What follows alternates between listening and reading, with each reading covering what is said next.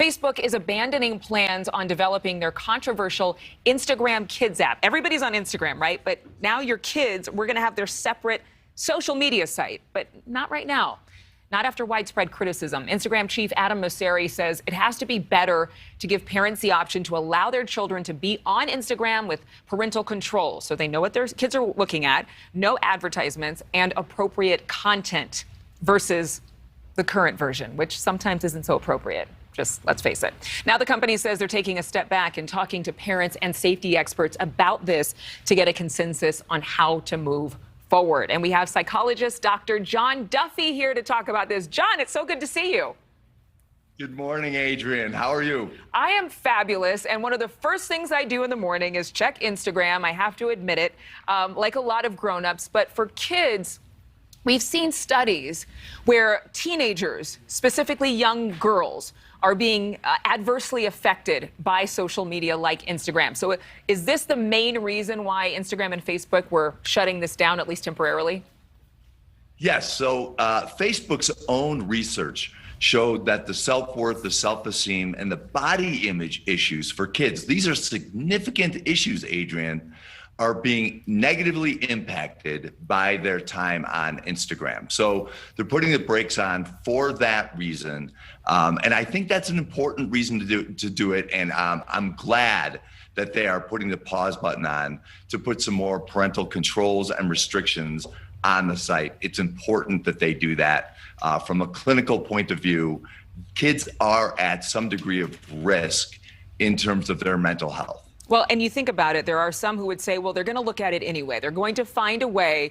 I mean, I know 2-year-olds who can take this thing and program it, turn it on, and order from the App Store better than some grown-ups. But then you have the side that says no social media at all. So we know social media is a part of our culture. How can we create a world online where it is safe for children under the age of, say, 13 or 15?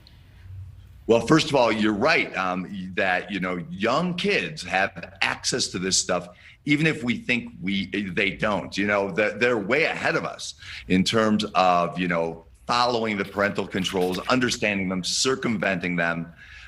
So the best thing we can do is understand what it is that they're going through on social media, going on the assumption that they're going to be on there and they're going to be on there pretty frequently. So we need to kind of get to know that part of their world in a way that isn't damning to them, that doesn't shame them or shut them down, and understands that this is the nature of connecting kid to kid these days. Well, kid to kid, but there are a lot of things online that we would want to wait to explain to our children or have a nice little talk with them before they actually put their eyes on that video or that photo. So, I mean, really, do parents even have time to have these kinds of conversations anymore with the busyness of life? They have to make time. It's a great point. We're all super, super busy. Social media doesn't help that for adults or children, but we have to make time to talk to kids about what they're seeing online, in particular on social media, because it has just too big an impact on their mental and emotional well-being. We can't avoid it. We have to have those talks, and the parental controls and the supervision isn't going to do that for us. We need to be engaged, involved ourselves. I hope that the past year has certainly taught all of us, especially in families, to take that in real life time to balance with all of the virtual, digital, online time. It's all going to be here, but we need balance. Thank you so much, Dr. Duffy, for being with us. See you next time.